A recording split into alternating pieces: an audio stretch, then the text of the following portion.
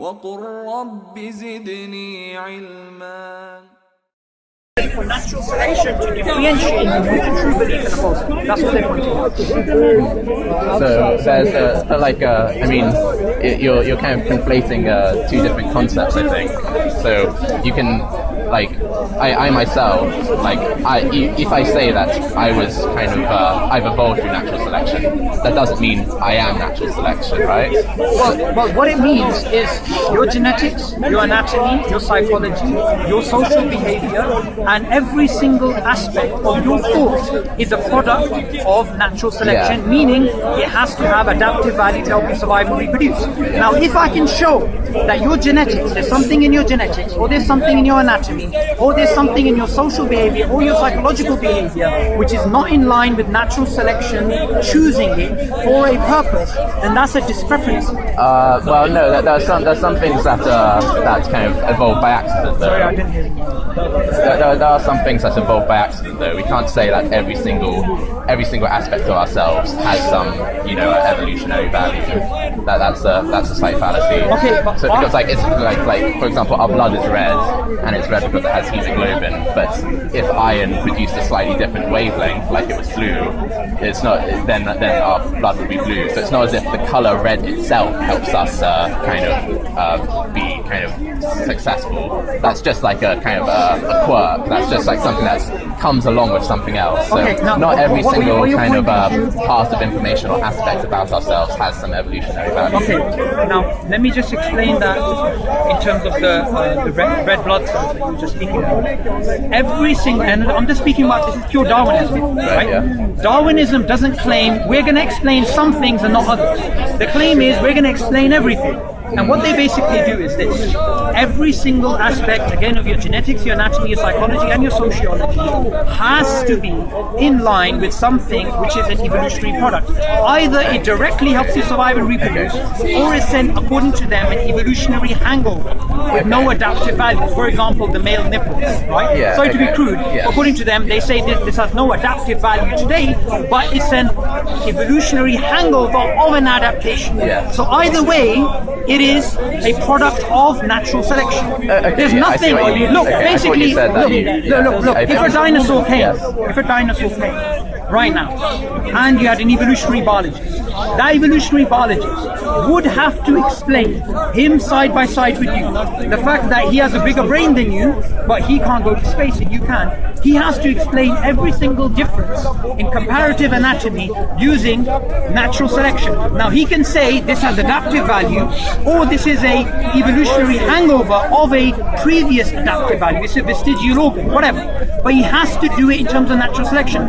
What he's not going to do, you may do it, which is a good thing.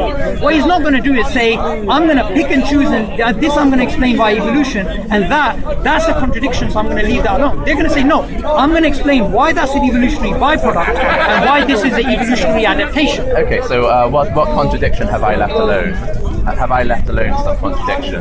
No, you said evolution doesn't have to explain everything, but natural selection does. Yeah. So when because what I meant when I said evolution doesn't have to explain everything was because it sounded like you conflated kind of evolution with having adaptive utility, like helping something survive better. Which we've established, yes, there are evolutionary hangovers. So I think we've agreed on that position. Yeah, there are evolutionary hangovers. But those evolutionary hangovers, what are they hanging over from? I mean, when I'm not saying you drink, but say if you have a hangover, the hangover's from alcohol, right? So when we have a evolutionary hangover, a non-adaptive trait, it is a hangover from an adaptive trait. All right, but not all kind of aspects. Like, for example, vestigial organs, like kind of some like pythons have like little kind of little fingers. So like before they were kind of lizards, then the fingers started becoming less and less important, and it's like left over from something.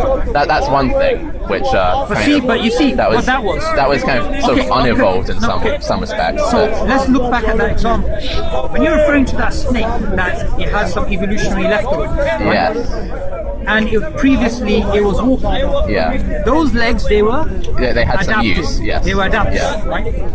So everything, even if it's vestigial, has to go back to an adaptation. No, there is another category of things that are like just just happen, and they aren't important to the what you survival. might be referring to is genetic drift. Yeah, there's genetic drift, and there's also like. Remember, genetic drift. The Japanese scientists who published it, the paper that was published, it was called non-Darwinian evolution. So now we're getting away from Darwinism. Okay, but like non-Darwinian evolution, even if you don't call it Darwinian evolution, it's still kind of an evolutionary explanation. It's still part of the mainstream body of science. No, but remember, when we come to looking at anything in biology, the current paradigm is Darwinian evolution. Now, there are other evolutionary paradigms which are non-Darwinian. But once you start doing that, you have to throw away natural selection as the creator. The natural selection can only be a trimming force from then on. No, because genetic drift is something that's accepted by all kind of mainstream geneticists and biologists, and they would agree that kind of Darwin was still kind of basically correct because they aren't at odds. Because like an example of how genetic drift could happen would be, say, kind of you had a sort of a population of 100 people setting sail to an island, and along the way it's a very harsh voyage, and by chance like kind of the waves turned over like nearly all of the boats, and there's only kind of one man left with like 15 women, and that man survived by chance, and now there's only his kind of Y chromosome will populate all the people in that. Sorry, I'm really sorry about that. And then his Y chromosome will populate all the people living there, but it happened by chance. It didn't happen because there was some adaptive trait or. Right, now that thing that you're referring to, that thing is invisible to natural selection. That's why we call it genetic drift. It can just drift. Yeah, but it can produce the same effects as natural selection. Sure. It's as though he had some lucky it's as though he had some superior genes which helped him survive the storm. But really he didn't. It was just like luck, and yet he still achieved the same end result as natural selection. Genetic drift is something which Darwin didn't know about, which neo-Darwinists, the people who put together genetics and Darwinism, they didn't know about. And Masatashi Nai is a Japanese scientist. And again, these are all evolutionary biologists and atheists. He, because of the problems with Darwinism, he's seen natural selection no longer as a creator. He actually has tried to replace it with a completely new paradigm, which he calls mutation-driven evolution. Right? Yeah. Now, genetic drift is not something that you can use to confirm the Darwinian worldview. If anything, it's a contradiction. And what he basically says is this: whenever you look at any trait or any field, okay, whether it's biogeography, fossils, paleontology, what evolutionary biologists tend to do is say, why is this? Because natural selection did it. Because natural selection did it. What Masatashi Nai says is this. He says, what's the difference between saying God did it and natural selection did it? He doesn't believe in God, by the way. But he says, what's the difference? Because they both are, when you make a story like that, they both are unfalsifiable. So, that's according to you. So when you come up with, say, a model to try and explain something, unless you can falsify it, that model is wrong. Now, I don't think they say that it's wrong. They say that it kind of can't be verified or not verified. I'll give you an example of natural selection, and one of the reasons why some people in academia, they consider it to be a tautology, something which is true by definition, which is unfalsifiable. For example, do you remember the Galapagos Islands? Yes. Right? Now, natural selection says what? It says an organism is going to have many different offspring, and those offspring are going to be selected according to their environment. Now, that's the classical conception of natural selection. Now, say if me and you, James, we go to the island, and we notice the island, in the first scenario, is filled with birds with small beaks. Using natural selection, we're going to conclude that basically means that natural selection selected for small beaks. We go back to the island, and they all have big beaks. And we say natural selection selected for big beaks. The problem is defined this way, and this is according to Karl Popper. I'm sure you've heard of it. Yeah. Natural selection is unfalsifiable because it fits all explanation. Yeah. According to him, a theory that explains a contradiction and a confirmation, a theory that explains everything, explains nothing. Yeah, you're right. But like there's a kind of good way to do kind of evolutionary biology, and there are some experiments you can do. So the ideal thing is, rather than kind of looking at the evidence, then kind of creating an explanation for it. Yeah, the ideal thing is to try and like make a prediction and then look at what actually is the case. So an example of a good evolutionary experiment would be saying like, well, according to evolution, like our behavior should be that we look after children which are our blood and have our genes better than children which do not have our genes. And they say, yeah, that seems in line with like what a kind of that's like a good evolutionary behavior, and so that should be what we do. And then they kind of go and look at the evidence, and they find that child abuse is 100 times more likely with a step parent than with a biological parent. And so I agree, there's good kind of ways to do evolutionary biology, and then someone can just sort of sit in an armchair and say, and like look at what the evidence is, and then come up with an evolutionary explanation. So say if I have this theory, right? Yeah. My nails grow as the trees grow, right? Yeah. Now, if I go and test that, is it not true that as the trees are growing, my nails grow? Well, then you'd want to kind of isolate. You'd want to have a control in some respects. You'd want to. So the problem is when you define something in a way that it can explain everything, and it can explain a contradiction, which is a clear contradiction, as a confirmation, then it's no longer testable. Yeah. And one of the things which David Stove is a philosopher of science, he points out in his book Darwinian Delusions, so Darwinian Fairy Tales, is the Darwinists, they can explain anything, even a hypothetical scenario, as the optimal thing natural selection would have done. So this is why it's very difficult to actually test it. It can be difficult to test it sometimes. There are kind of some ways though. Like it sounds DNA. It sounds like you're like what we've arrived at is that you can sort of use the kind of natural selection explanation when it's convenient, and then call everything else genetic drift, and then you've explained everything. But don't you think that it's like the history of England, right? Is the history of England something which is, you can make a law about the history of England, or is it a sequence of unique events? I'm not sure. Probably like you can probably like say some things like, oh well, because it's an island nation, it would have always developed these kind of traits. Like it probably would have always kind of had quite strong shipbuilding. So there are some things that you can like kind of develop a sort of a model for. Would you and say then you can other make things, a law about it? No, you can make you can make a sort of an economist's model, because an economist is often like studying such a complicated system that all they can do is like create a map. Like a map doesn't have detail for every single thing; it just has the major landmarks. So we can make a model which has the major landmarks about kind of a country's development. You can say, oh, a country that is landlocked and like doesn't have, and it has this little water might develop these social traits. And what are they going to use to come up with that? Huh? What are they going to use to come up with that? What do you mean by use? Like, I guess they use their kind of common sense and other evidence, or UK history is unique, correct? Yes. And it only happened once. Yes. So it's what we would call historically contingent, right? It's not historically necessary, it's historically contingent. Okay. Meaning, it could have happened a different way. It actually always happened more than once. For example, okay, but Darwinism is a creation story too. So let me explain it, right? According to evolutionary biologists, if we are right now in 2017 in February, and we go back to 4 billion years ago, and we rerun the tape of life, we will come to a completely different outcome, according to them.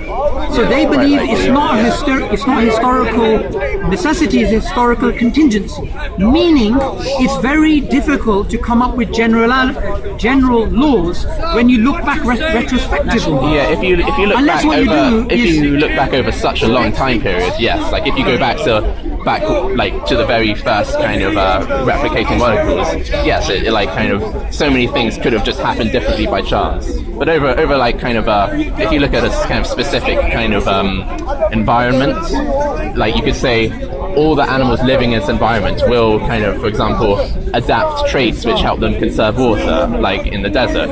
And you can like look at a desert one place in one part of the world and find that they've independently kind of created very similar strategies for surviving in the desert to deserts in another part of the world. So like you can't. So I know it's not that simple. It's not quite that black and white. I agree, it's not that black and white, but isn't it a huge problem that when you already look at a conclusion and you come up with an ad hoc hypothesis, that hypothesis can be explained or replaced by an alternative? Yeah, that would be a problem. But like you can replace it with an alternative if you kind of go back, rewind all the way to the very start of life. Well, we don't even have to do that. Like I can look at, for example, there is echolocation in bats and echolocation in dolphins, right? Yeah. Both of them, now they both have the same genes for echolocation, but those genes are not due to common descent. Those are homoplacious genes. They just are there, but they don't have common descent. Now we have this particular scenario. Now I can look at this scenario and I can try and come up with an ad hoc explanation using the Darwinian world. Or I can look at that and go back and try to use evolution by natural genetic engineering. Or I can try to use... What do you mean by like natural genetic engineering? Natural genetic engineering is an alternative to Darwinism. And what it basically says is that mutations are not random, but mutations are directed in the sense that they are responses to environmental stimuli. Right? So I can use a number of models. I can use evolution by natural genetic engineering. I can use Lamarckian evolution. I can use Mendelian mutationism, which is known as forgotten synthesis, symbiotic evolution, or evolution by self-organization. I can look at any of them and go back to any of these models and say, you see, it's there. Do you see? Well, so this is why you can't say that thing is proving Darwinism. You can't say, you can say it fits within it, but you also have to admit it fits within all the rest of the models. Well, some of those models have like fallen by the wayside and it's been found to be kind of wrong, or they found like kind of evidence for them. So like for example, like Lamarckism, people used to think that if someone like kind of uses their muscle a lot, like is a weightlifter, then their son, because that person over the course of their life lifted weights, that would make their son a better weightlifter. And then people thought, oh, that's wrong because like we found like genetics and like either you pass on a gene or you don't. But then they found out that, oh, actually there is a kind of mechanism where Lamarckian can happen, and that's called epigenetics, where you can whether a protein is synthesized or not, and a protein could, for example, cause you to like be good at lifting muscle. So whether that protein is being synthesized from your DNA, so like a gene kind of gives the instructions for a protein, and a protein kind of... no, that's not epigenetics. It is. That's the standard Darwinian view, which is DNA equals RNA equals protein. Epigenetics is whether like kind of the gene is turned on, off or not, can be passed on to your children. The simplest way to think of it is this: we have genetic information and we have epigenetic information. Genetic information is inside the nucleus, right? That's your DNA. Yeah. Epigenetic information is outside. No, it's also inside. It's whether those genes like have, for example, methylation bound to them. Remember, genetic information is inside the nucleus. Epigenetics is outside. No, it's whether that sperm which impregnates the egg also has that methylation bound to that particular region of its DNA inside that sperm. Okay, I'm getting slightly lost here. What we're speaking about is epigenetics, right? Yeah. Epigenetics, and we were speaking about Lamarck being wrong. Here's how we got onto this. Evolutionary biologists have used epigenetics to come up with something which is known as neo-Lamarckism, right? Yeah. Now, neo-Lamarckism is an alternative to Darwinism. No, they both happen. Well, neo-Lamarckian proponents like Eva Juvlenka, like Marion Lamb, these evolutionary biologists, what they've done is they've come up with a complete alternative, and I'll tell you why it's an alternative. They believe in saltational processes. rapid evolution, not gradualism. Remember, gradualism is the cornerstone of Darwinism and of neo-Darwinism. If you don't have gradualism, the alternative is saltations, and saltations don't fit within natural selection. Saltations fit within epigenetics, they fit within neo-Lamarckism. So you said something, well, like gradualism isn't doesn't have to happen in Darwinism. It has to. Well, no, because a Darwin might think that sort of genes change one at a time in order to eventually. Darwin didn't know about genes, so. But the it's the up to date kind of. Okay, neo-Darwinism. Yes. Right? Okay. Now, look, the best proponent of neo-Darwinism today is Richard Dawkins, right? And in his book, The Selfish Gene, he makes it clear you cannot have acquired characteristics which are inherited. So, for example, could you say that again? acquired characteristics. So, say you do a lot of weights, right? And the next time you procreate with your partner, your children inherit your acquired trait. Yeah. According to the selfish gene and according to neo-Darwinism, classic neo-Darwinism, this is impossible. This is what he says in his book, The Selfish Gene. I very much doubt that what's his name, Richard Dawkins, doesn't believe in epigenetics, because that is an example of epigenetics. It is an example of epigenetics. Yeah, and he would not kind of disagree with the scientific mainstream consensus because there's good evidence for epigenetics. But remember, when he wrote this in the 1980s. Yes, yeah. And epigenetics only came around now. Yeah. This is why proponents of neo-Lamarckism and epigenetics, they disagree with the selfish gene idea. They say DNA is not RNA, is not proteins, which is a central dogma. They say, for example, Dennis Noble at Oxford, evolutionary biologist there, he says, if you take out DNA and you stick it in a petri dish, it's not going to do anything for 10,000 years. There is something more to the human being than genetics, than the DNA. Selfish Gene says, the Selfish Gene book, Richard Dawkins says, DNA created us, mind and body.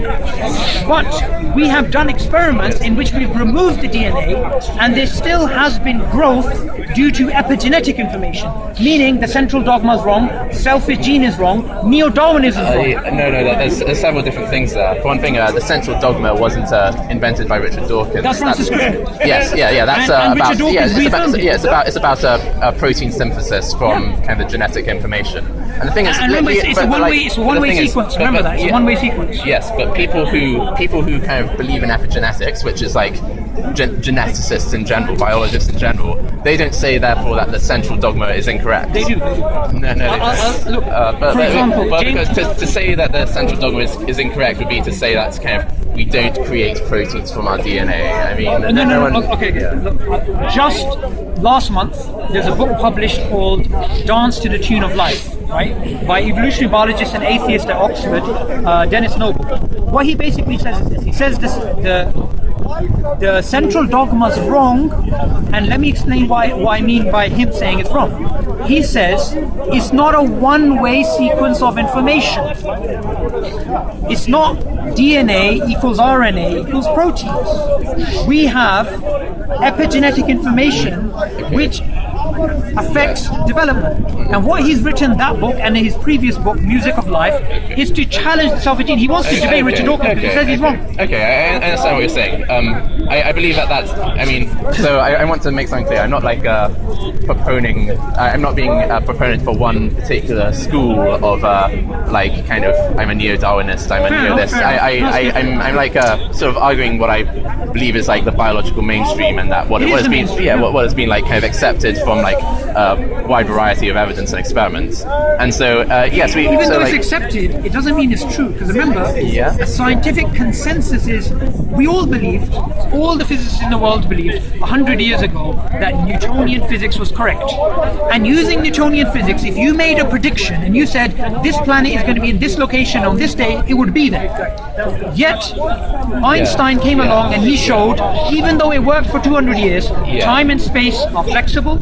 Gravity is no longer a pulling force, it's a pushing force, and even the definition of mass changed. So even if all the evolutionary biologists in the world today, they say Darwinian evolution is the most accepted mainstream, it doesn't mean it's true. And it could change in the future. It could change in the future as we become, as we kind of get access to new other information new or new information. interpretations. Yeah. you.